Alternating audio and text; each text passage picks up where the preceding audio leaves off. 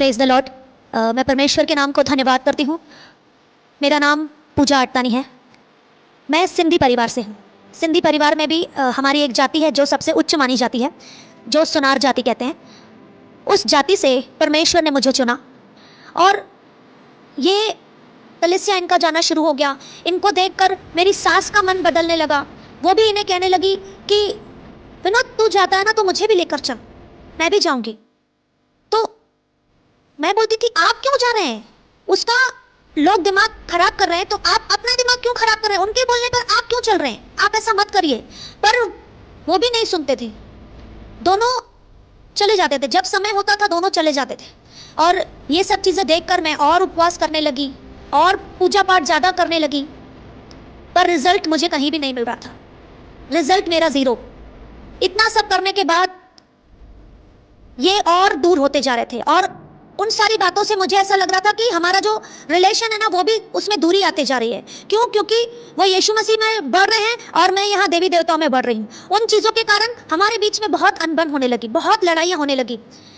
तो एक बार मैंने क्या किया, जो हमारा मंदिर का स्थान था, मैंने उस मंदिर को उस जगह से निकाल कर अपने रूम में लगा दिया कि शायद इनका ध्यान रूम में रहेगा, मंदिर तो जाएगा, कि ये मन बदल कर मेरे साथ पूजा पाठ करने लगेंगे।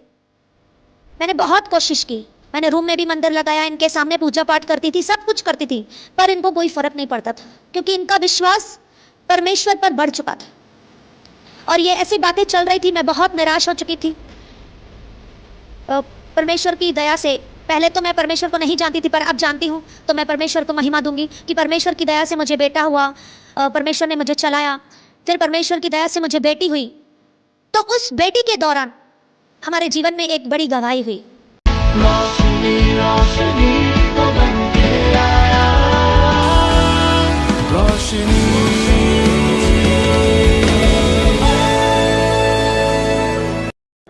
Praise the Lord. मैं परमेश्वर के नाम को धन्यवाद करती हूँ। मेरा नाम पूजा अटतानी है। मैं सिंधी परिवार से हूँ। सिंधी परिवार में भी हमारी एक जाति है जो सबसे उच्च मानी जाती है, जो सुनार जाति कहते हैं। उस जाति से परमेश्वर ने मुझे चुना, अपने राज्य के लिए इस्तेमाल करने के लिए उसने मुझे खड़ा किया। तो ऐसे महान परमेश्वर यीशु मसीह का मैं धन्यवाद करती हूँ कि उसने मुझे इस योग्य ठहराया। जब मैं मसीह में नहीं थी, जब मैं अन्य जाति थी, जब मैं यीशु मसीह पर विश्वास नहीं करती थी, तब मैंने वो सब किया जो आज संसार में लोग करते हैं। मैं कट्टर मूर्ति पूजक, कट्टर, जिसमें त्योहारों को मानना, उपवास को करना, दिनों को पूजना, हर एक चीज़ मैंने बहुत गहराई से की, बहुत गहराई से। पर सवाल अंदर बहुत थे, जवाब मिलते नहीं थे, सवाल बहुत थे। सब कुछ अच्छा चलता था पर मन में बहुत सारी बातों का डाउट रहता था कि ये कैसे ठीक होगा, ये बातें कैसे क्लियर होंगी, उसका जवाब मुझे नहीं मिलता था।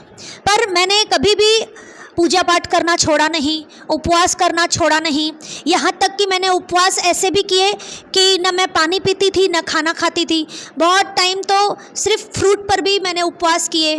बहुत बार एक टाइम खाना खाकर मैंने बहुत कुछ किया, पर मन में बहुत सारी बातों के सवाल थे, वो सवाल के जवाब मुझे नहीं मिलते थे। एक सुकून चाहिए था, वो सुकून नहीं मिलता था। जो हमने शुरू से अपने परिवार वालों को, अपने पुरखों को देखा, वही नियम मैं फॉलो करते आ रही थी क्योंकि हम उसी बैकग्राउंड से हैं। और हम जब सुनार हैं तो हमारे कुल देवी दुर्गा को माना जाता है, उससे पूजा जाता है और उसकी बहुत गहराई से पूजा हम करते हैं। वो सब मैंने किया, सब, पर सुकून कहीं भी नहीं मिल रहा था। चलते आ रहा था, समय चलते आ रहा था, बहुत साल निकल गए, बहुत साल, पर सवालों का जवाब कहीं से भी नहीं मिला। ऐसे ही दिन निकलते जा रहे थे। मेरी शादी का समय आया।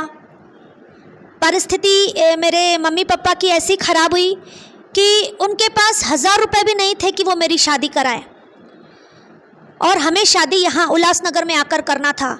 मेरा मायका रायपुर छत्तीसगढ़ में है। वहाँ से बारात को लेकर यहाँ पर आना और लड़की के दहेज, जो भी बहुत सारी बातें, हमारे सुनारों में सिंधियों में बहुत कुछ लेन देन होता है। डिमांड नहीं रहती है पर अपनी खुशी से बहुत कुछ देना करना।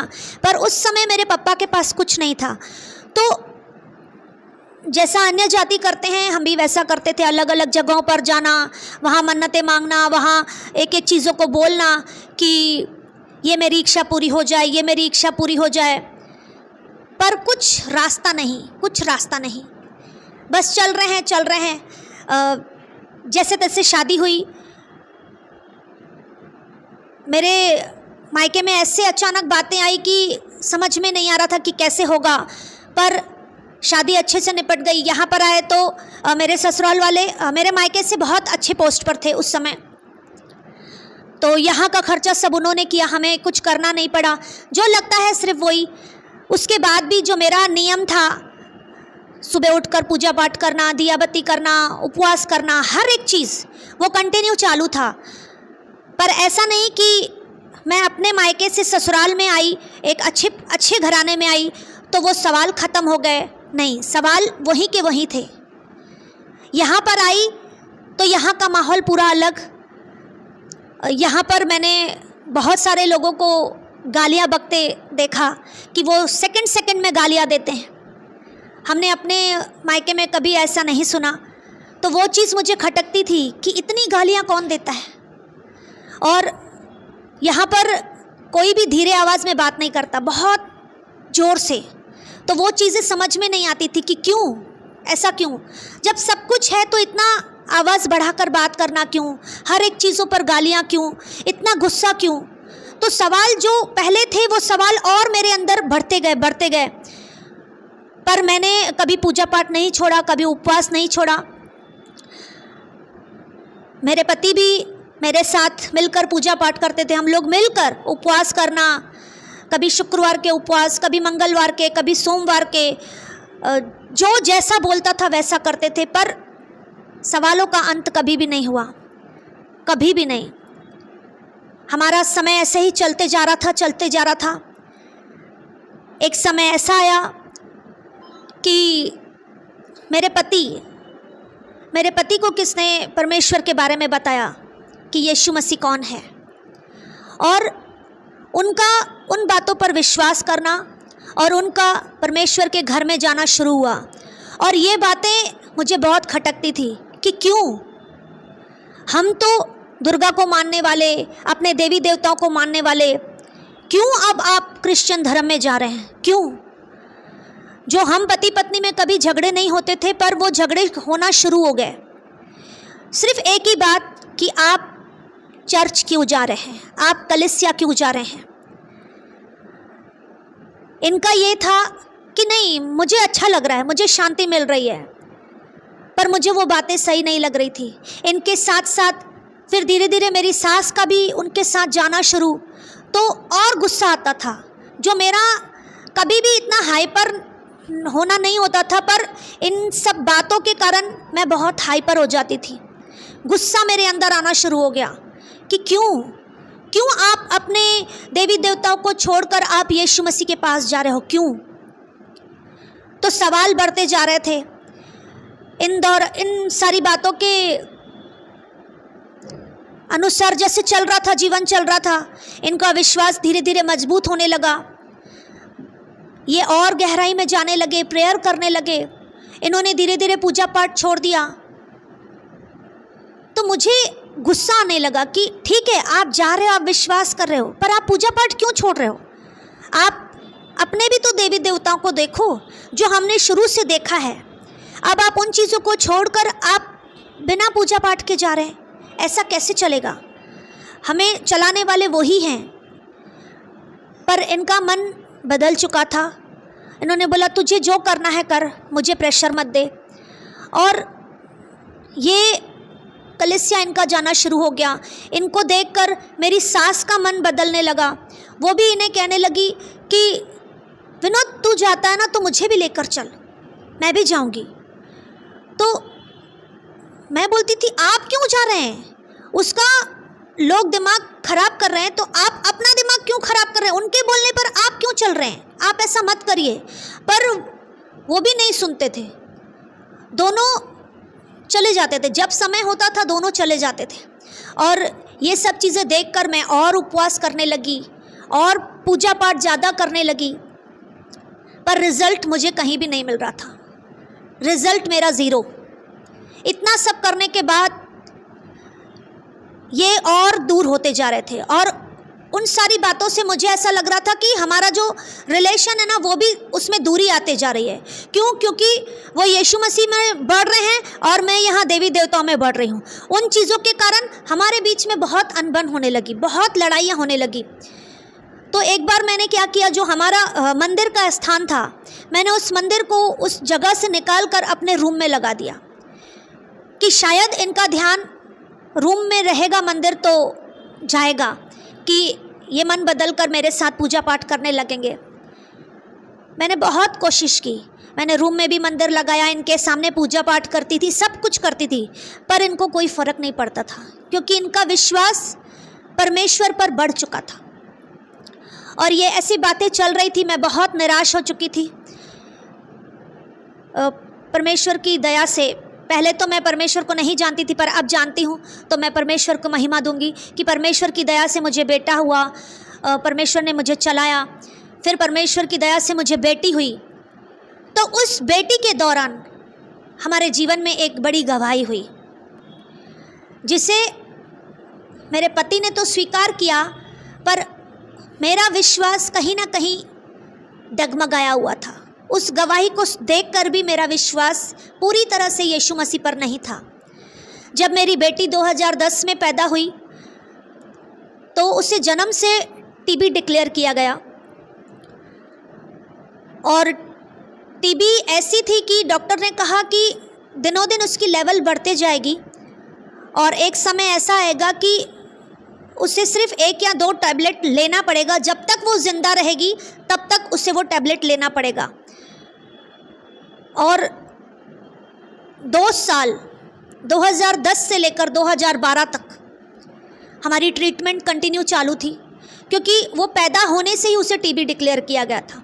न मेरे मायके में किसी को टीबी, न मेरे ससुराल में किसी को टीबी, पर उस बच्ची के अंदर टीबी आया। और वो टीबी सोच सोच के ना मैं बहुत रोती थी कि मैं तो इतनी पूजा पाठ कर रही हूँ, इतना सब कुछ कर रही हूँ, तो मेरी बच्ची के ऊपर ऐसा क्यों? क्योंकि बेटी का सवाल है, आगे चलकर शादी की बातें आती हैं या जैसे लाइफ आगे बढ़ते जाती है तो सवाल रह जाते हैं कि टीबी है,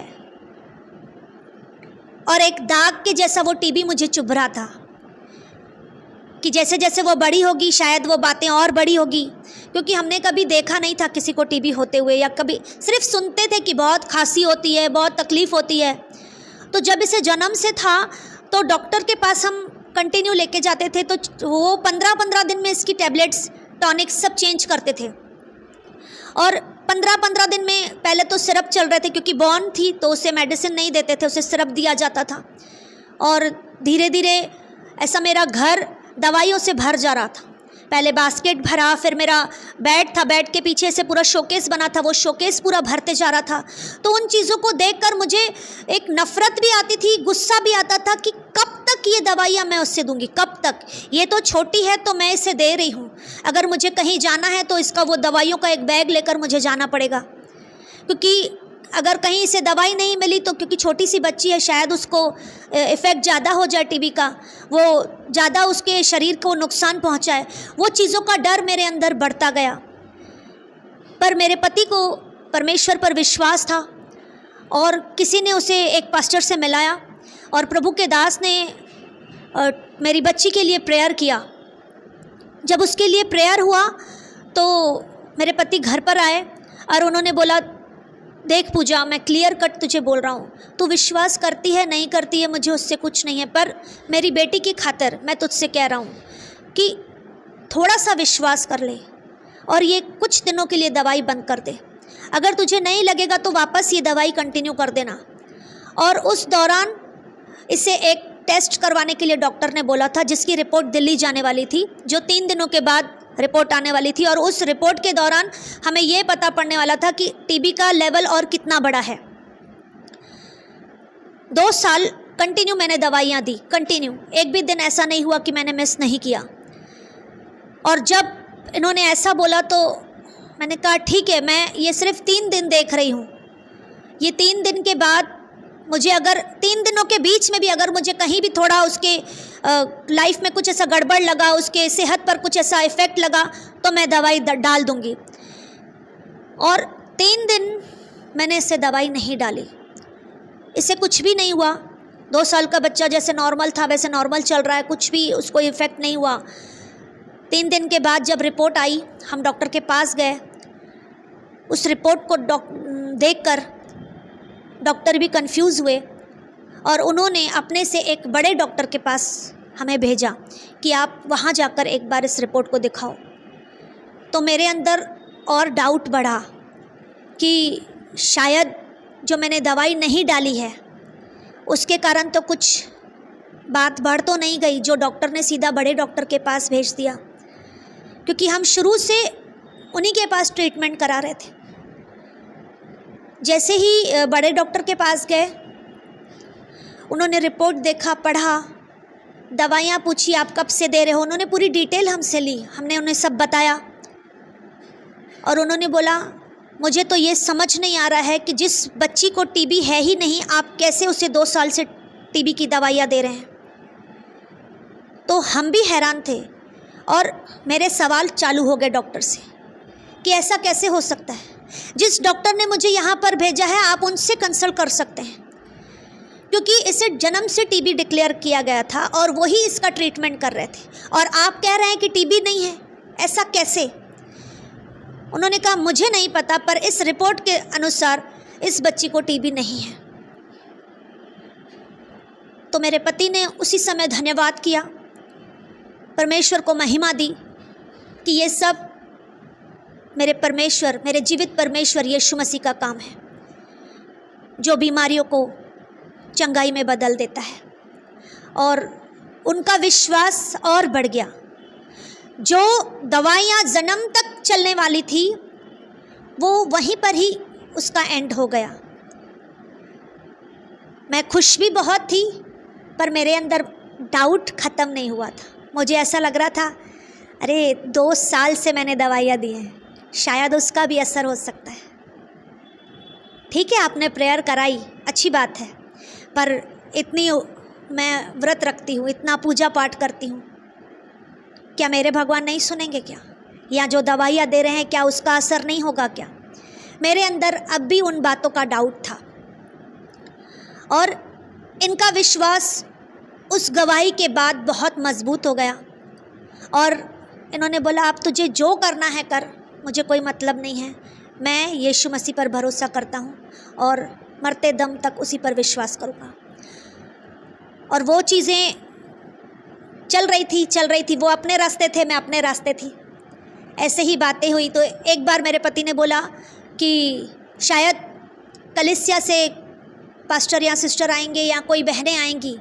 तो मैंने सीधा बोला अगर आपके चर्च से कोई भी यहाँ पर आया तो मैं उन्हें धक्के देकर निकाल दूँगी, क्योंकि मुझे ऐसे लोगों की एंट्री अपने घर में नहीं चाहिए। तो मेरी सास ने भी मुझे चिल्लाया कि तेरा दिमाग ख़राब हो गया है, तू क्या बोल रही है। मैंने बोला नहीं, ये सब आप अपने तक रखो, हमारे घर में नहीं चाहिए। आप जाते हो, आप दोनों जाओ, पर इस घर में क्रिश्चियन वाला कोई भी नहीं आना चाहिए। और एक बार अचानक से पहले तो 2 सिस्टर्स आई, तो मेरी सास ने मुझे बुलाया कि भाई सिस्टर्स आए हैं, वो प्रेयर करेंगे।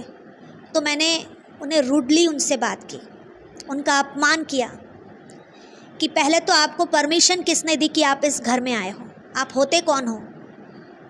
तो उन्होंने कहा कि हम आपको कुछ नहीं कह रहे, हम सिर्फ छोटी सी प्रेयर करने आए। मैंने बोला जो इंसान आप पर विश्वास करता है ना, आप उनके लिए जाकर प्रेयर करो, मैंने आपको नहीं बुलाया है। तो वो एक पेपर दे रहे थे कि ये प्रेयर रिक्वेस्ट है, अगर आपको कुछ इसमें लिखना। मैंने बोला मुझे पढ़ना लिखना नहीं आता, आपको लिखने आता है तो आप लिखो, पर मुझे नहीं देना कुछ भी, ना कोई क्वेश्चन करना है ना कोई आंसर करना है, तो इसलिए निकलो।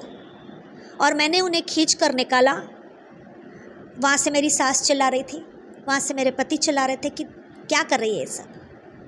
मैंने बोला आप सब अपने उधर जाकर देखो, मेरे इधर नहीं, घर में ऐसा नहीं होगा। और मैंने उन बहनों को घर से निकाला और मुझे ऐसा लग रहा था मैंने बहुत बड़ा काम कर दिया। और उनके जाने के बाद मुझे डांट भी पड़ी। मैंने फिर कहा कि मैंने पहले भी आपसे कहा था कि मुझे क्रिश्चियन वाला अपने घर में कोई नहीं चाहिए। आप किसी और को बुलाओ, भिखारी को भी बिठाओगे ना, मैं उसे खाना खिलाऊंगी, पर मुझे वो नहीं चाहिए। क्यों? क्योंकि उन्होंने आपको मुझसे दूर किया है। हमारे बीच में लड़ाई झगड़े नहीं होते थे, हमारे बीच में लड़ाई झगड़े होने शुरू हो गए। मुझे आप लोगों से उन चीज़ों के लिए बात नहीं करनी है। और ये चीज़ें ऐसे ही चल रही थी। फिर एक बार अचानक पास्टर और उनकी वाइफ बिना बताकर घर पर आ गए। उस समय उन्होंने बोला देख तूने पहले ही 2 बहनों को निकाला था, मैंने इतना कुछ नहीं बोला, पर ये कलीसिया के बड़े हैं, ऐसा कुछ भी नहीं करना। और मैं बहुत गुस्से में थी क्योंकि मेरे लिए वो मायने नहीं रखते थे। मैंने सोचा मुझे कोई फ़र्क नहीं पड़ेगा, आपको जो बोलना है बोलो। पर जब वो आए, वो बैठे, तो मैं बाहर भी नहीं जा रही थी उनसे मिलने, मैं अपने रूम में ही थी। वो खुद वहाँ से उठकर रूम में आए। उन्होंने बोला ठीक है आप मत मानो, पर बात तो कर सकते हो, हमने आपको देखा ही नहीं है।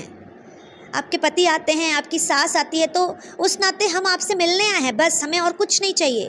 क्या हम एक बहन के अधिकार से या एक माता पिता के अधिकार से आपसे नहीं मिल सकते? तो जब उन्होंने ऐसा बोला ना, तो मेरा मन थोड़ा शांत हुआ और मैंने उनसे बातचीत करना शुरू किया। और जब हमारी बातचीत हो रही थी तो मैंने उनसे सवाल किया कि क्या होता है यीशु मसीह पर आने से, क्या होता है? मेरा घर तो सुधरा नहीं है, मेरे अंदर जितने सवाल है वो सवाल तो वैसे ही है। मैं यहाँ पर जैसे शादी करके आई हूँ, मैं देखती हूँ हर एक के मुंह में गाली रहती है, सेकंड सेकंड में गाली देते हैं, कहाँ सुधार है? या किसी को किसी की परवाह नहीं, तुरंत अपमान कर देते हैं। तो क्या ऐसे होते हैं लोग? ये विश्वास होता है?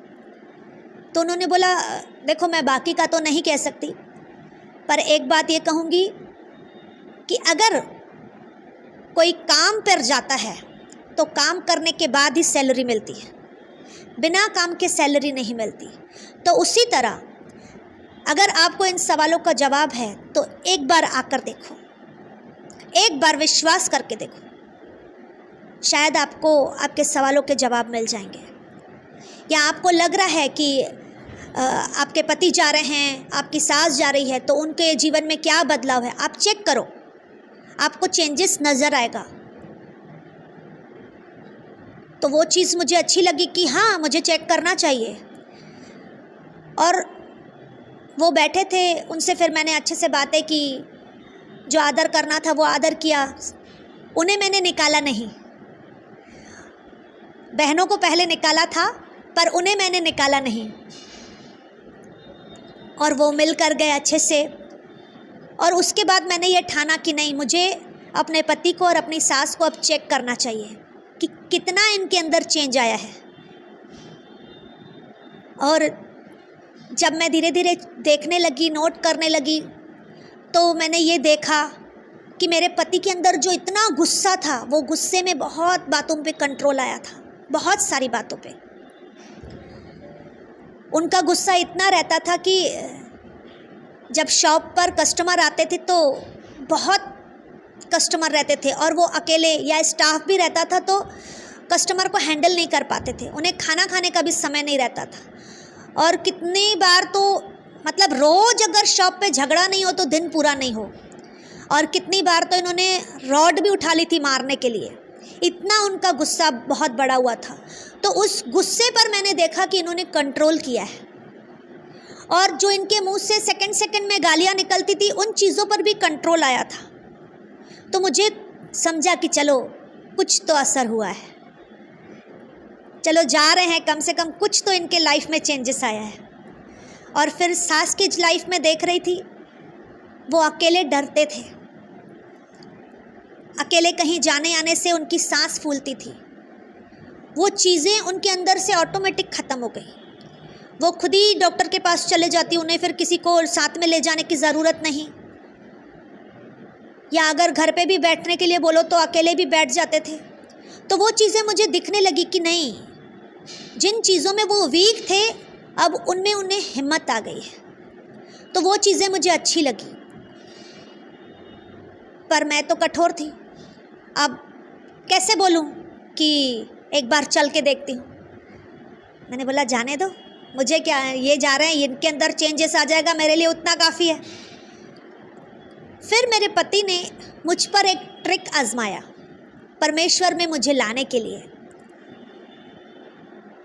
वो, मैं हिंदी मीडियम से पढ़ी हुई हूँ, तो वो रात में आते थे और मुझसे कहते थे कि पूजा मुझे ये ना बाइबल पढ़ के बता। तो मैं चिढ़ती भी थी कि मैं क्यों पढूं, मेरा क्या काम, अभी तो आप मेरा कुछ करते नहीं हो, जो मैं पूजा पाठ करती हूँ वो आप तो करते नहीं हो, तो मैं आपका क्यों पढूं। तो बोलते थे मैं तुझे कुछ बोल थोड़ी रहा, मेरी हिंदी कमज़ोर है ना, तो थोड़ा मुझे तू पढ़ के समझा, क्योंकि मुझे पता है तू एक्सप्लेन अच्छा कर लेती है। तो पहले तो 1-2 दिन ऐसे ही किटपिट हुआ, फिर मैंने कहा सिर्फ पढ़ के ही तो बताना है, करना क्या है। और फिर मेरा स्टार्ट हुआ, मैं डेली नाइट में इनको बाइबल रीड करके जितना मुझे समझता था उतना मैं उन्हें समझाती थी, और जो मुझे नहीं समझ में आता था तो मैं, अरे इसमें ये पता नहीं क्या लिखा है, उसका मतलब मेरे को नहीं पता, पर वो अभी आप अपना देख लेना। ऐसा करके मैं उन्हें बाइबल पढ़ के सुनाना मैंने शुरू किया। और उस बाइबल पढ़ते मेरे मन में एक इच्छा हुई कि मुझे जाकर देखना चाहिए कि वहाँ होता क्या है। पर एक तरफ ऐसा था कि ये मेरी सोच है, मुझे ऐसा था कि चर्च में एक ऐसा डोर रहता है, उस डोर पर एक एसी लगी रहती है, उस एसी में कुछ ऐसा धुआं डला रहता है जिससे लोग आकर्षित हो जाते हैं और वो यीशु यीशु करने लगते हैं। ये मेरी सोच थी, और मुझे वही लगता था कि मेरे पति भी वहाँ जब विश्वास करके गए तो वो धुआं उन पर आया और उसके बाद उनका मन बदल गया, और वही चीज़ मेरी सास के ऊपर भी। तो मुझे डर था कि कहीं मैं भी गई तो मैं भी कहीं उस चीज़ में अट्रैक्ट ना हो जाऊं, उसमें फंस ना जाऊं। तो ईगो था मेरे अंदर, और वो ईगो जाए कहाँ। पर मैं गई नहीं, चल रहा था, डेली इनको बाइबल पढ़ के सुनाना, ऐसा सब चल रहा था। अचानक एक बार रात के समय जब सब सो गए, मैं भी सोई, तो रात में नींद में, गहरी नींद में मेरा सर ऐसा फास्ट घूम रहा था कि कोई पकड़ नहीं पा रहा था। मैं पूरी तरह से घूम रही थी और मुझे फील हो रहा था कि मैं पूरा घूम रही हूँ। जब झटके से उठूँ देखूँ तो सब सो रहे हैं, पर वो जो मेरा माइंड था ना वो पूरी तरह से हिल चुका था, और ये चीज़ रोज़ होने लगी। फिर मैंने अपने पति से ये शेयर किया कि पता नहीं, सारा दिन तो मेरा अच्छे से जा रहा है, जब मैं सो रही हूँ तो मुझे रात में गहरी नींद में मेरा सर बहुत तेजी से कोई घुमा रहा है, ऐसा लग रहा था। तो इन्होंने बोला या तो तू डॉक्टर के पास चल या तो चर्च चल, एक बार चल के देख, शायद प्रेयर के द्वारा सब कुछ ठीक हो जाए। मैंने बोला नहीं, मुझे चर्च वर्च नहीं जाना,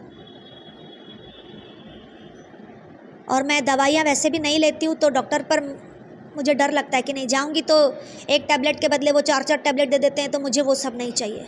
मैंने अपने आप ठीक हो जाएगा। पर वो चीज़ बहुत बढ़ती गई, और जब मेरा सर घूमता था ना, इतना भयंकर घूमता था जो मुझसे सहन नहीं होता था। फिर एक बार मैंने मन बनाया कि एक बार जाकर देखती हूँ, क्योंकि हमारे घर के बाजू में ही था चर्च जहाँ मेरे पति और मेरी सास जाते थे। मैं बिना बता के, मैंने कहा 8-8:30 बजे पूरा हो जाता है, तो मैं 8 बजे तक जाती हूँ। और जब मैं वहाँ गई तो देख रही हूँ एक साइड भाई बैठे हुए हैं, एक साइड बहनें बैठे हुए हैं, और वहाँ पास्टर प्रीच कर रहे हैं, और अचानक से प्रीच को रोककर उन्होंने वर्शिप चालू की, और वर्शिप भी पंजाबी में हो रही थी वहाँ पर। तो मुझे ना वो धूम धड़ाके वाले सॉन्ग बहुत अच्छे लगते हैं, तो वो जब पंजाबी में हुआ ना तो मेरे मन को टच कर गया कि मैंने कहा अरे वाह, यीशु में भी ऐसे गीत होते हैं क्या। तो वो चीज़ मुझे अच्छी लगी। और उसके बाद मैं वहाँ पर अपने पति को ढूंढ रही हूँ कि वो किधर है। मुझे वहाँ दिखे नहीं तो मैंने मैसेज किया वहाँ बैठे बैठे ही कि आप किधर हो। तो बोले मैं तो चर्च में हूँ। मैंने बोला मुझे तो नहीं दिख रहे। तो बोले तुझे नहीं दिख रहे मतलब? मैंने बोला मैं आई हूँ।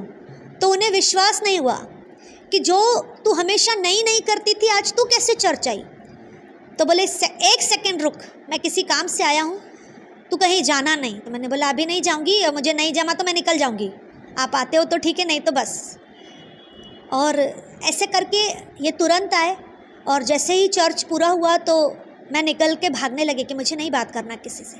पर इन्होंने बोला अब आई है तो रुक।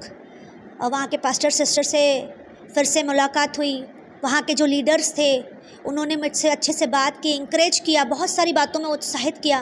तो वो चीज़ें मुझे अच्छी लगने लगी कि क्या ऐसे भी लोग होते हैं जो अनजान लोगों से भी दिल से प्यार करते हैं और ऐसी अच्छी अच्छी बातें करते हैं जो जानते भी नहीं, जिन्हें पता है कि मैं सिर्फ आज के लिए आई हूँ फिर आऊँगी भी नहीं। और वो चीज़ें मुझे अच्छी लगी। तो मैंने बोला मैंने पास्टर से कहा कि आपने जो पंजाबी का सॉन्ग गाया ना मुझे वो बहुत अच्छा लगा। तो बोले पता नहीं मैंने बीच में प्रीच रोक कर कैसे गाया, क्योंकि मैं कभी ऐसा नहीं करता।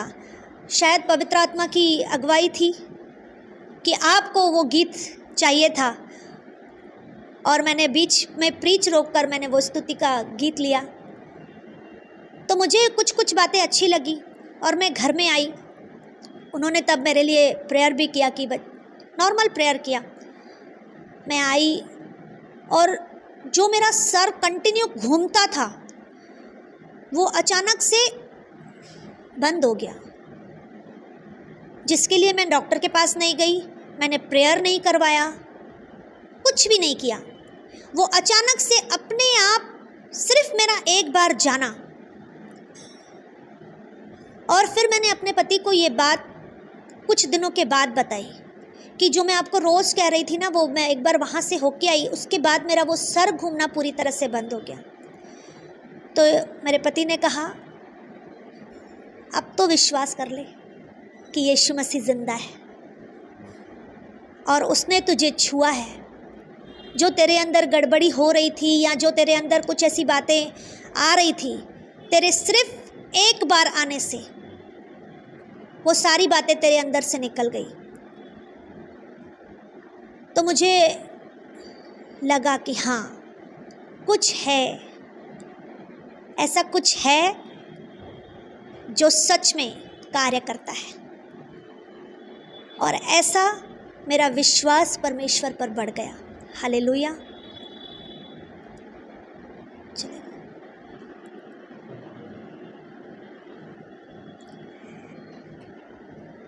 मैं मसीह में फिर मेरा विश्वास बढ़ते गया और मैंने कंटिन्यू चर्च जाना शुरू किया। और मेरी जॉइंट फैमिली इतनी बड़ी कि हमें सब कुछ अरेंज करके उसके बाद चर्च में जाना पड़ता था। तो पहले घर के पूरे काम निपटाने पड़ते थे, उसका सब करने के बाद कलीसिया में जाना पड़ता था। तो कभी भी अपने कामों को मैंने रोका नहीं, क्योंकि मैं घर की छोटी बहू थी तो जिम्मेदारियां हमारे ऊपर बटी हुई थी और वो सारे काम निपटा कर और तुरंत जो चर्च का टाइम था हम भागते थे। हमारे घर में पहले ये नियम था कि जो जेंट्स आते हैं, जैसे मेरे ससुर जी हुए, बड़े जेठ जी हुए, पहले गरम गरम खाना उन्हें ही परोसा जाता था। जब वो खाकर पूरा करते थे उसके बाद हम लेडीज़ लोग खाते थे। तो उल्लासनगर है ना, तो यहाँ पर सब टाइमिंग सब लेट वाले हैं। जहाँ दूसरे शहरों में दूसरी जगह 1 या 2 बजे खाना हो जाता था, यहाँ दोपहर को 4-5 बजे खाना शुरू होता था और हमारी कलीसिया का समय 5 बजे से 4 बजे से रहता था। तो मुझे ऐसा लगता था कि मैं जल्दी से जल्दी खाने का काम निपटा लूँ तो मैं समय से कलीसिया जा पाऊँ, क्योंकि मुझे अब घर में बैठना अच्छा नहीं लगता था। मुझे ऐसा लगता था कि नहीं, मैं कुछ जाऊँ, वहाँ कुछ सीखूँ, मुझे सीखना है। उस इच्छा से मैं अपने घर के सारे कामों को जल्दी जल्दी निपटा कर कलीसिया जाना शुरू कर दी।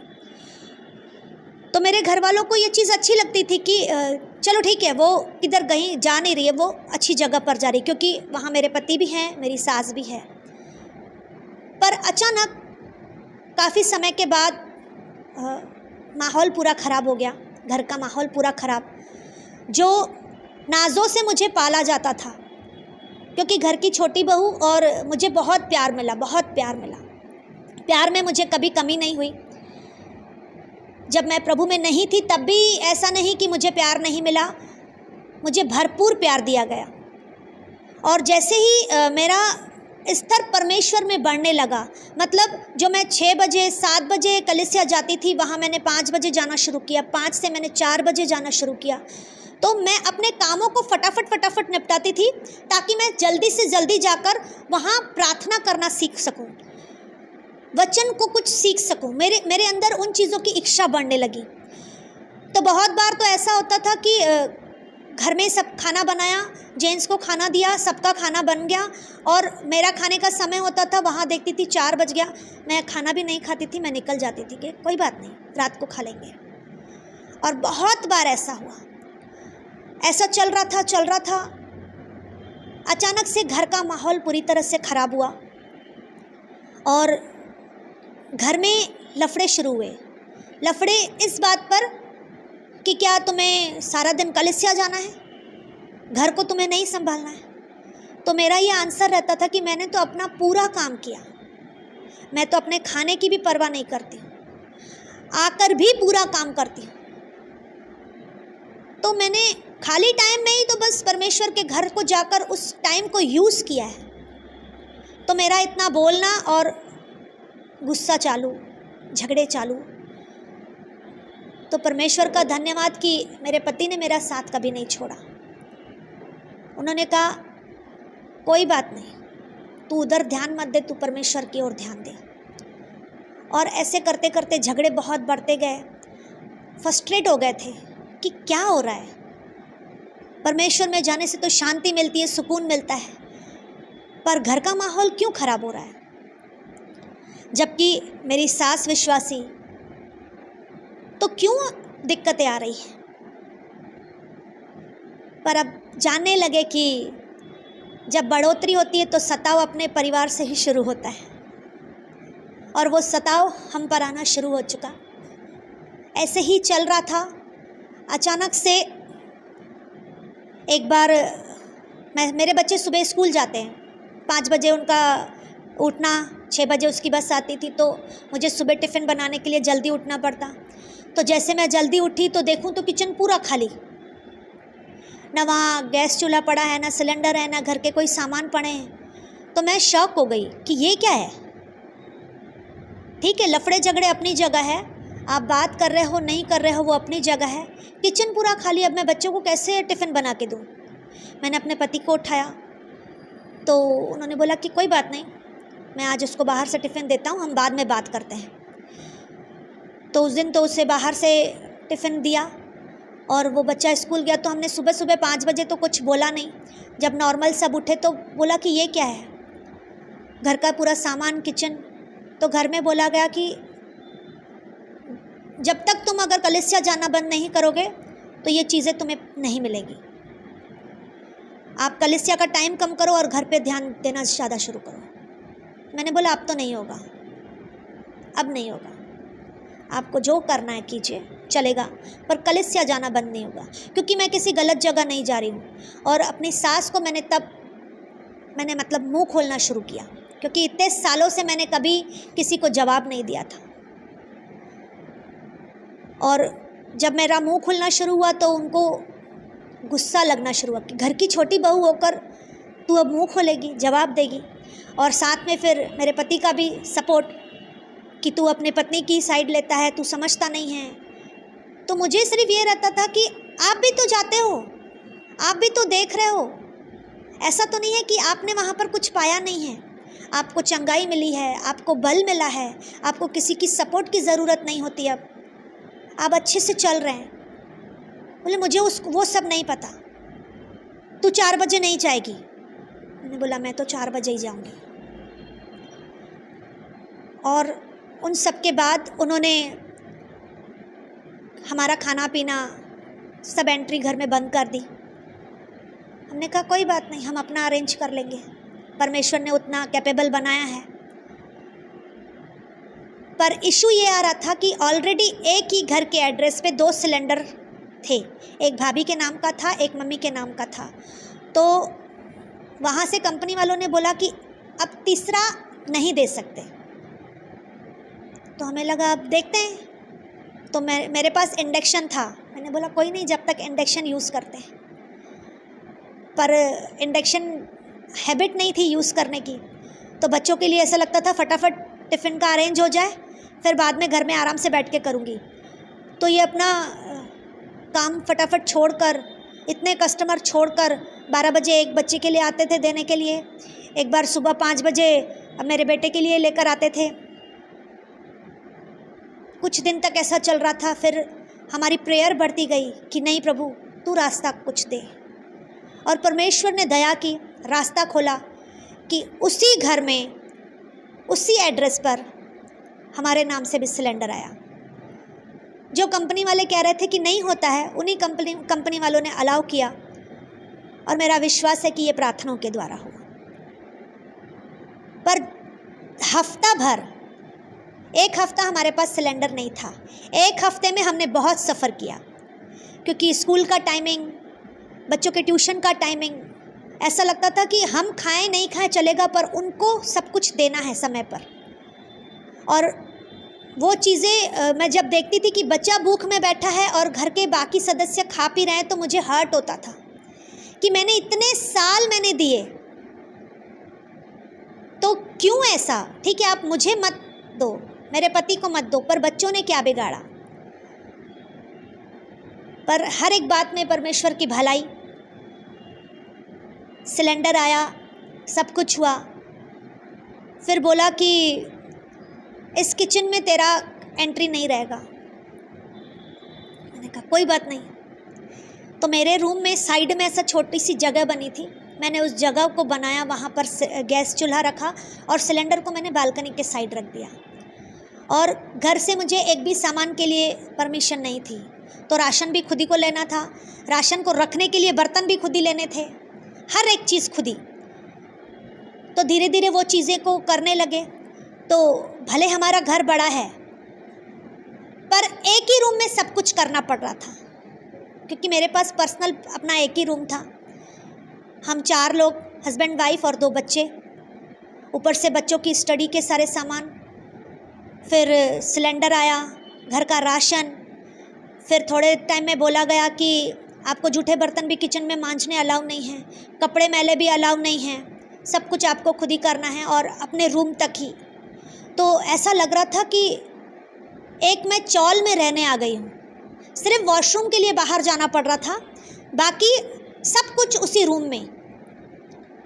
तो वो चीज़ें ना मुझे बहुत हर्ट होती थी कि नहीं, इतना बड़ा घर होने के बाद मेरे बच्चों को इतनी परमिशन नहीं है कि वो डोर के बाहर जाकर खेल सके, पैसेज में एंट्री कर सके। सिर्फ वॉशरूम के लिए, नहाने के लिए बाहर जाते थे, नहीं तो अंदर रूम में ही बैठना है। तो एक ऐसा लगता था कि कहीं जेल में बंद हो गए हैं, या चौल जैसी लाइफ मुझे लगने लगी। तो वो बातें मेरे माइंड पर बहुत असर करती थी, क्योंकि मैं अगर घर में रूम में प्रेयर करती थी तो मेरा प्रेयर का आवाज़ भी घर वालों को पसंद नहीं आ रहा था कि नहीं, हमें तेरा ये आवाज़ नहीं चाहिए, तेरे बच्चों का आवाज़ नहीं चाहिए। तो जो मुझे समय मिलता था उस समय मैं प्रेयर नहीं करती थी, मैं बाइबल रीड करती थी। पर मन में जितना प्रेयर होता था उतना। पर परमेश्वर ने मुझे एक समय दिया जब घर के सब लोग सो जाते थे, पूरा घर में सन्नाटा रहता था। तो चाहे रात का 2 बजा हो, 2:30 बजा हो, मैं रात में अपने रूम का कोना पकड़कर प्रेयर करती थी कि परमेश्वर अगर आपने मेरे लिए नया घर रखा है तो मुझे वो घर दीजिए, या तो इस घर के हालातों को बदल दीजिए। क्योंकि आप जानते हैं मैं और कुछ नहीं कर रही, मैं सिर्फ आपकी महिमा कर रही हूँ, आपकी सेवा कर रही हूँ। और 3 साल मैंने एक रूम में निकाले, और वो चीज़ें सहन के बाहर होते जा रही थी, क्योंकि थोड़ा भी कुछ हुआ तो आवाज़ सताव चालू हुई, ऐसा नहीं चाहिए, ऐसा नहीं चलेगा। पर एक चीज़ ऐसी थी कि सेपरेट होने के बाद जो लफड़े झगड़े थोड़े ज़्यादा थे ना, वो कम हुए। भले मैं अपना खाना अलग बनाती थी, अपना सारा सिस्टम अलग था, पर मेरे पास जो हमारे रिलेटिव हैं, मेरी ननंदे हुई या यहाँ तक कि मेरी सास ससुर भी रूम में आकर बैठते थे, बात करते थे। जो मैं बनाती थी वो उन्हें देती थी तो वो खाते भी थे। तो वो चीज़ मुझे अच्छी लगती थी कि चलो कोई बात नहीं, अलग हुए पर दूरियां नहीं हैं। थोड़ी थोड़ी बातों पर इशू होता है, आवाज़ उन्हें पसंद नहीं आती, तो मेरा ये था कि कोई बात नहीं, सब नॉर्मल हो जाएगा। पर जब बच्चों के ऊपर बात आती थी तो सहन नहीं होता था। और वो चीज़ सोच सोच के अचानक एक दिन जब मैं सुबह उठी, फ्रेश वगैरह हुई और मैंने बाहर अपने ससुर जी को देखा बैठे हुए, भाभी को देखा बैठे हुए, और उनको वहाँ पर देखा और मैं वहाँ गिर गई, पैसेज में मैं वहाँ गिर गई। और मैंने तब पापा की आवाज़ सुनी कि इसको उठाओ, इसको क्या हुआ है। उसके बाद मुझे कुछ भी पता नहीं। बाद में मुझे सब बताया गया तो मुझे ये बातें पता है। भाभी ने मुझे उठाया, रूम में लेकर गए और तुरंत विनोद को बुलाया गया, क्योंकि 9 साढ़े 9 बजे ये शॉप चले जाते थे। इनको बुलाया कि उसे कुछ हो गया है, तू वापस आ। ये आए वापस।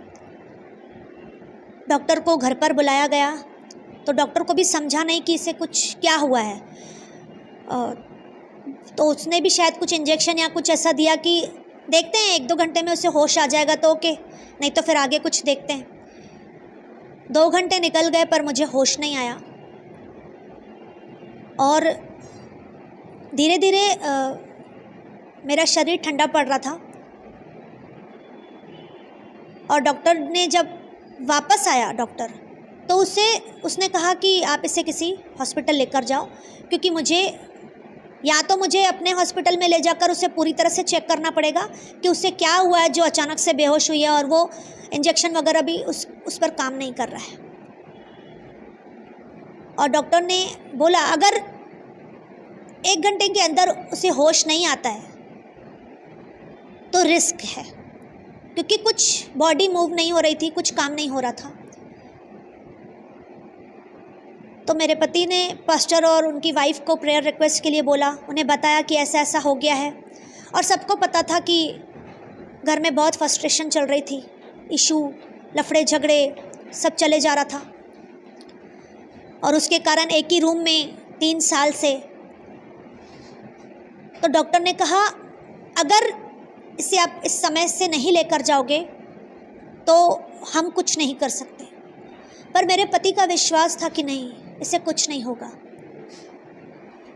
पास्टर भी घर पर आए, उन्होंने भी प्रेयर वगैरह किया, सब कुछ किया। सब मेरे पति को समझा रहे कि उसे लेकर चल, हॉस्पिटल लेकर चल, हमें ठीक नहीं लग रहा है, इसकी जैसी कंडीशन है हमें वो ठीक नहीं लग रही है, लेकर चल। मेरे पति ने कहा नहीं, वो परमेश्वर की बेटी है, उससे कुछ नहीं हो सकता। और समय बीतता जा रहा था, 2 घंटे से 4 घंटे हो गए। मेरे बॉडी में थोड़ी भी जान नहीं थी, मेरा शरीर ठंडा पड़ चुका था। यहाँ तक कि मेरी जो जेठानी है भाभी, उन्होंने मेरे पति को बहुत चिल्लाया कि तेरा दिमाग काम कर रहा है कि नहीं कर रहा है, उसकी हालत ऐसे हो चुकी है, तू नहीं लेकर जा रहा है तो मैं लेकर जा रही हूँ। इन्होंने बोला कोई इसको हाथ नहीं लगाएगा, ये खड़ी होगी। और ऐसा समय बीतता जा रहा था, सबकी प्रेयर्स भी चालू थी। चर्च में हर एक व्यक्ति मेरे लिए प्रेयर कर रहा था। यहाँ से मेरे पति का विश्वास था कि परमेश्वर इसे कुछ होने नहीं देगा। और घर का माहौल पूरी तरह से खराब हो गया, पूरी तरह से पूरा माहौल मातम का हो चुका था, क्योंकि मेरे अंदर जान नहीं थी, मेरा शरीर ठंडा पड़ रहा था। और बच्चे रो रहे हैं, भाभी रो रही है, सबको फ़ोन कर दिया, सब कुछ, पूरा माहौल, पूरा मातम का माहौल हो चुका। 6 घंटे से ऊपर हो चुके थे। पास्टर सिस्टर फिर से आए घर पे, उन्होंने बहुत चिल्लाया कि तू ऐसा क्यों कर रहा है, उसे लेकर चल, वो नहीं है, ऐसा मत कर। पर पता नहीं मेरे पति के अंदर क्या ऐसा विश्वास बढ़ा हुआ था कि वो कह रहे थे नहीं ये उठेगी मतलब उठेगी। और मुझ पर अनॉइंट किया गया। पास्टर ने बोला कि तू सदमे में आ गया, तुझे समझ में नहीं आ रहा है। चर्च के लीडर भी आए थे, सब कुछ चल रहा था बहुत अच्छे से। वो अपने बातों में लगे हुए थे और मेरे पति अलग वे में थे कि नहीं, इसे मेरा यीशु उठाएगा, इससे मेरा यीशु उठाएगा, ये ऐसे नहीं जा सकते। 8 घंटे हुए, सुबह में 9 या 10 बजे गिरी। उसके बाद से सीधा 8 घंटे के बाद अचानक से मेरी थोड़ी आँख खुली और जब मैंने आँखें खोली तो सबसे पहले मैंने अपने पति को देखा, क्योंकि वो मुझे अपने गोद में लेकर बैठे थे, रो रहे थे। पर इनका आंसू तब बहा जब मेरी आँख खुली। उस समय जो घर का मातम का माहौल था ना, वो खुशियों से भर गया, क्योंकि एक बहुत बड़ा मिरेकल था, बहुत बड़ा मिरेकल। परमेश्वर ने मुझे मौत से भी बचाकर फिर से जीवन दिया। हमने लाजर का सुना है कि 4 दिन के बाद वो जिंदा हुआ, पर मुझे परमेश्वर ने 8 घंटे के बाद उठाया। जो डॉक्टर ने जवाब दे दिया था कि इतने घंटे के बाद 2 से 4 घंटा अगर ज़्यादा हो गया तो रिस्क है, हम कुछ नहीं कर सकेंगे, पर 4 घंटे से 8 घंटे हो चुके। उन 8 घंटों में परमेश्वर ने मुझे फिर से एक जीवन दिया। और जब मेरी आंखें खुली तो पास्टर वही थे और पास्टर ने बोला तुझे क्या चाहिए? मैंने बोला मुझे अपना घर चाहिए, मुझे और कुछ नहीं चाहिए, मुझे अपना घर चाहिए। और उस समय मेरे पति ने बोला कुछ भी हो जाए मैं तुझे अपना एक घर लेकर दूंगा। और उसके बाद मैं उठी, क्या हुआ क्या नहीं हुआ मुझे कुछ पता नहीं। बाद में मुझे सब बताया जा रहा है कि ऐसा हो रहा है, वैसा हुआ, ये मार रहे हैं, कर रहे हैं, पानी डाल रहे हैं कि उठूं उठूं, पर मुझे कुछ होश नहीं, कुछ नहीं। तो मुझसे पूछ रहे थे तुझे कुछ और पता है, तू कहाँ थी? मुझे कुछ नहीं मालूम, मुझे कुछ भी नहीं पता। सिर्फ मुझे इतना पता है कि मैं गिरी और पप्पा का आवाज़ आया कि इसे उठाओ, इसे कुछ हुआ है, ये गिर गई है। बस वो लास्ट आवाज़ मैंने सुना था। उसके बाद क्या हुआ क्या नहीं हुआ मुझे कुछ भी पता नहीं। पर प्रभु यीशु मसीह का धन्यवाद देती हूँ कि उसने मुझे जीवन दान दिया। और उस बात से मेरा विश्वास और बढ़ा कि परमेश्वर सच में मिरेकल करता है। और उस बात के बाद मेरे पति का मन बदल गया। जो मैं 3 साल एक रूम में मैंने बिताए, उस 3 सालों में मैंने बहुत कुछ फेस किया, बहुत कुछ। और परमेश्वर ने उनके हृदय को बदला। उनका ये था कि मैंने सालों से इस घर में मेहनत की है तो इस घर को छोड़कर क्यों जाए, परमेश्वर अपने आप कार्य करेगा। पर जब मेरी ऐसी परिस्थिति हुई तो उनका मन बदला। और तब मैंने एक बात कही कि शायद आपको लग रहा है कि मैंने जीवन भर जो भी कमाया है इस घर में दिया है, क्योंकि ये अपने पास कुछ सेविंग नहीं रखते थे, वो अब माता पिता को देते थे क्योंकि वो घर के बड़े थे। तब मेरा ये बोलना कि आप चिंता मत करो, अगर परमेश्वर ने इस घर में हमारा हक रखा है तो हम दुनिया के किसी भी कोने में रहेंगे, वो हक हमें मिलेगा, उस हक को कोई छीन नहीं सकता। और ऐसा बोलना उनके विश्वास को और मजबूत करता है। और उसके बाद परमेश्वर हमें एक घर के द्वारा ब्लेस करता है।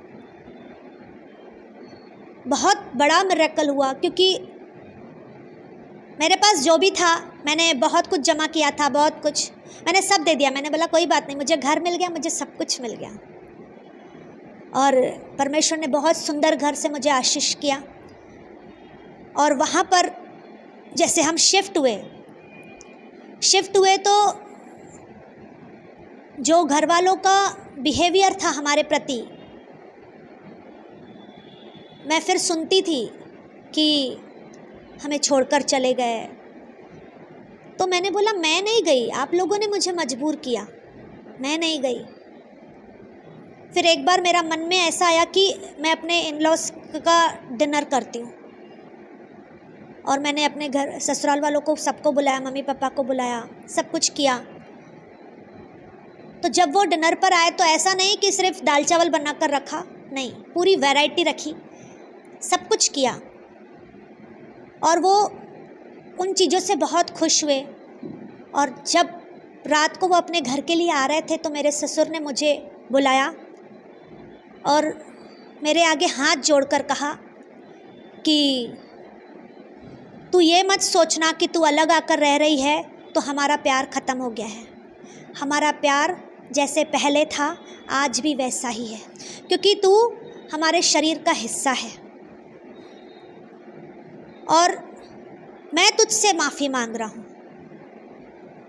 कि जो भी उन दौरान बातें हुई वो मैंने किसी के बातों पर आकर किया जो मुझे नहीं करना चाहिए था।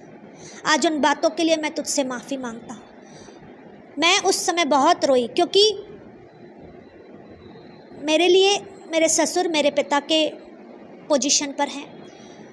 मैंने कभी भी उनका वैसा अनादर नहीं किया, कभी भी उन्हें अपने ससुर जैसा नहीं माना, अपने पिता की तरह ही उन्हें ट्रीट किया। और जब उन्होंने मुझसे ऐसा किया ना कि मैं तुझसे माफ़ी मांग रहा हूँ, तो मेरा मन जो थोड़ा बहुत ऐसे अंदर दुखा हुआ था कि मैंने इनके साथ क्या नहीं किया, मैंने सब कुछ अच्छा चला, क्यों मेरे साथ ऐसा किए। वो चीज़ें, उनकी माफ़ी मांगना, वो चीज़ें मेरे अंदर से पूरी तरह से मिट गई और जो प्यार था ना वो पहले से और बढ़ गया। तो परमेश्वर का धन्यवाद कि उन्हें मैंने कभी किसी के आगे झुकते हुए नहीं देखा, पर ये परमेश्वर है, हमारी प्रेयर थी जो परमेश्वर ने उनके मनों को बदला और इतने बड़े होकर वो मेरे आगे मुझसे माफ़ी मांगे और उस प्यार को परमेश्वर ने और गहराई से बनाया। जो दरारें थी वो पूरी तरह से मेल मिलाप में बदल गई और उसके बाद आना जाना बहुत अच्छे से, रहना करना सब बहुत अच्छे से होना शुरू हुआ। तो परमेश्वर ने बहुत अद्भुत रीति से कार्य किया, अद्भुत रीति से। ऐसा चल रहा था कि कोविड का समय आया और मेरी सास परमेश्वर के घर में गई और पापा पूरी तरह से निराश हो गए। तब हम अपना सेपरेट रह रहे थे और उन्होंने हमें बुलाया। हम आए तो उन्होंने कहा भले भाभी को सेपरेट करो चलेगा, पर तुम इस घर में ही रहोगे। अब बना बनाया घर वापस छोड़कर आकर फिर से उसी घर में रहना पॉसिबल नहीं था। 13 साल पहले मैं 12 से 13 साल साथ में थी, 3 साल मैंने अकेले रूम में बिताए। 3 साल के बाद जब नए घर में गए वहाँ 3 साल मैं रही। 3 साल के बाद मम्मी एक्सपायर हुई और पापा कह रहे हैं कि वापस इस घर में आओ। और जो शांति भरा माहौल था, वापस किटपिट, वापस झगड़े, क्योंकि भाभी को वो चीज़ें पसंद नहीं आ रही थी। क्योंकि हम सेपरेट हो चुके थे और सेपरेट होने के बाद फिर से एडजस्ट करना थोड़ा इम्पॉसिबल होता है, क्योंकि मुझे अपनी तरह से जीने की आदत पड़ चुकी थी। वो जिस बंदिश में हम रहते हैं वो बंदिशें मेरे पास नहीं थी, क्योंकि मैं फ्री थी, वहाँ पर मेरे पास कोई बोलने वाला नहीं था। फिर वापस वही चीज़ें, भाभी को कुछ अच्छा नहीं लग रहा, कभी किसको अच्छा नहीं लग रहा, पर पापा कह रहे नहीं तुम्हें यहीं रहना है, तुम्हें यहीं रहना है, तुम जाओगे मतलब मेरा घर पूरी तरह से ख़त्म हो जाएगा। हम पापा से कह रहे कि आप हमारे साथ चलो, हमारे घर पे चल के रहो। बोले नहीं, यहीं रहना है, यहीं रहना है, इसी घर में रहना है। और फिर भाभी से बात हुई, जो भी बातें थी वो प्रॉपर्टी का शेयर वगैरह हर एक को देकर उन्हें सेपरेट किया और वापस मैं इस घर में आई, पुराने घर में मैं वापस आई। तो मैंने अपने पति से एक बात कही कि जब हम इस घर को छोड़कर जा रहे थे तभी मैंने आपसे कहा था कि अगर इस घर में हमारा हिस्सा है तो हम दुनिया के किसी भी कोने में रहेंगे, हमारा हिस्सा हमसे कोई छीन नहीं सकता। और परमेश्वर की दया से जिस घर को छोड़कर मैं गई, परमेश्वर ने वो घर भी मुझे दे दिया। हालेलुया। और उस घर के साथ साथ मुझे नया घर भी, मतलब परमेश्वर ने मुझे 2 घरों से ब्लेस किया। तो मेरे लाइफ में दिनों दिन परमेश्वर और बढ़ोतरी को बढ़ा रहा है। ऐसी बहुत सारी गवाहियाँ परमेश्वर ने मेरे जीवन में की, अद्भुत अद्भुत गवाहियाँ। अगर मैं बताने बैठूंगी तो शायद दिन भी कम पड़ जाएगा। बहुत सारी गवाहियाँ, मिरेकल्स परमेश्वर ने हमारे लाइफ में किए। बहुत गहराई से परमेश्वर हमें यूज़ कर रहा है, हमारे जीवनों में अपनी महिमा को बढ़ा रहा है। मैं हर एक बातों के लिए यीशु मसीह का धन्यवाद करती हूँ। आमीन।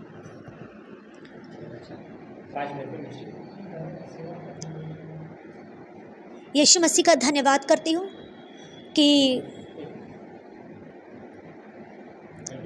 यीशु मसीह का धन्यवाद करती हूँ कि जैसे जैसे परमेश्वर हमारे जीवन में कार्य करते गए और परमेश्वर में हम बढ़ते जा रहे हैं, तो परमेश्वर ने मुझे विज़न देना शुरू किया।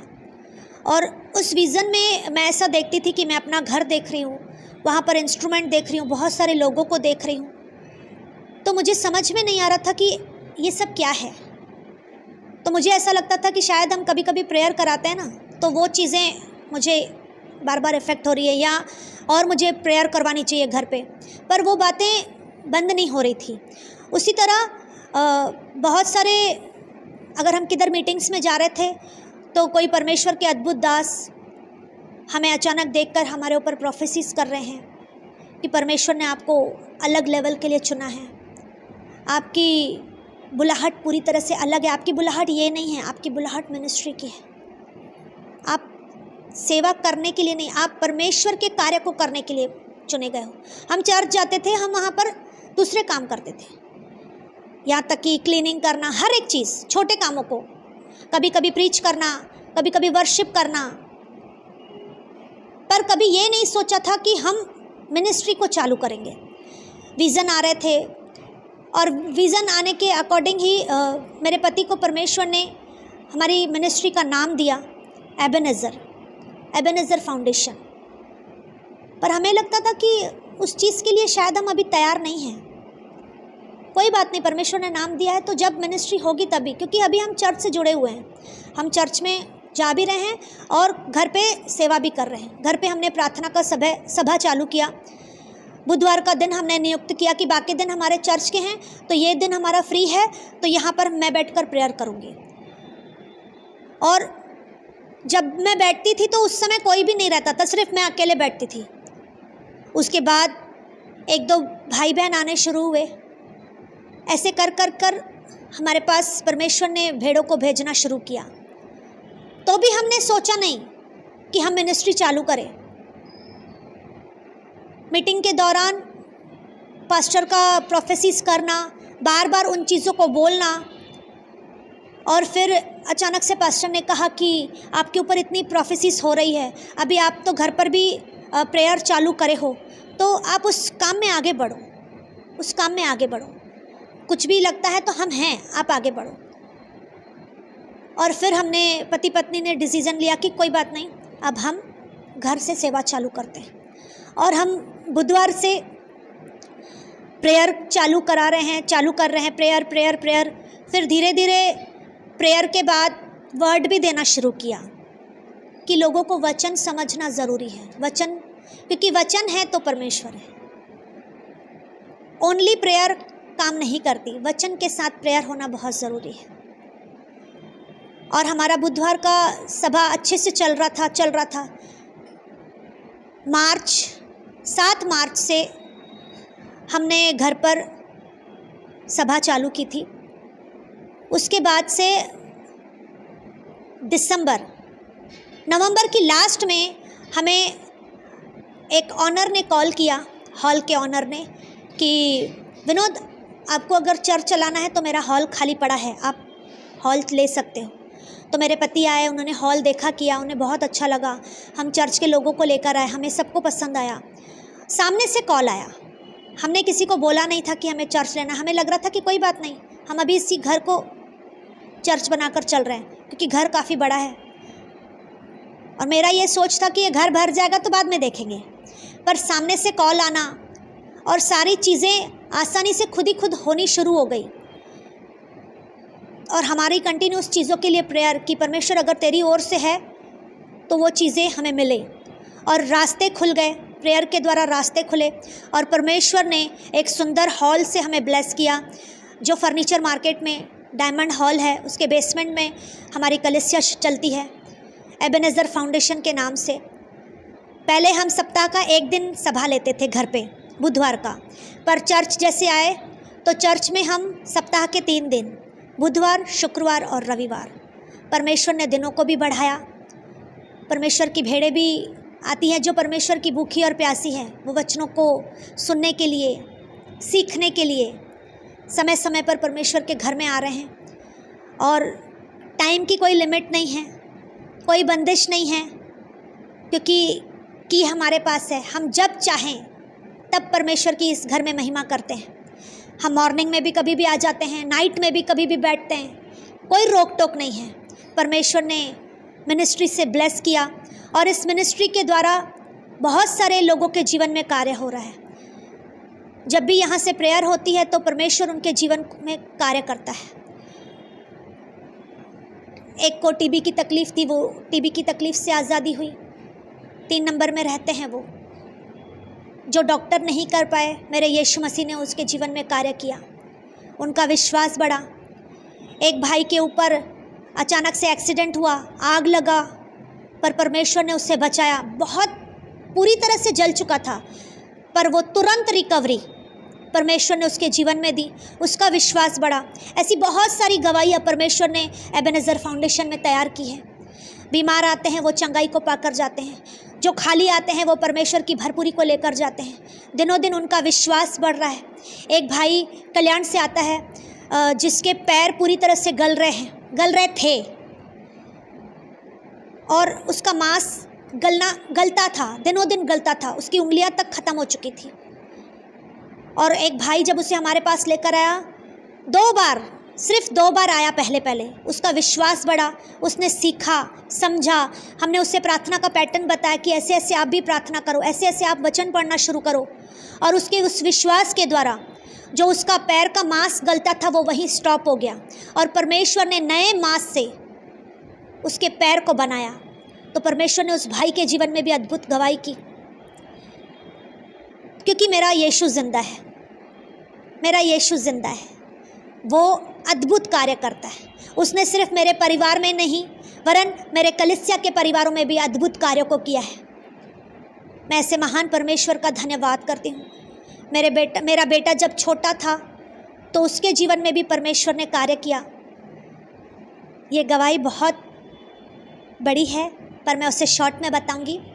जब मेरा बेटा, दिवाली का समय था, नीचे अपने फ्रेंड्स के साथ खेल रहा था, तो एक फटाका होता है ना, जब जलाते हैं तो कभी फटता नहीं है, तो उसे देखने के लिए 3-4 बच्चे आगे आए और वो फटाका अचानक से फटा तो वो उसका बारूद उसकी आँख पे गया और वो पूरा खून से भर गया। उसकी आँख फूटी और उसको सब लोग लेकर आए, पूरा खून।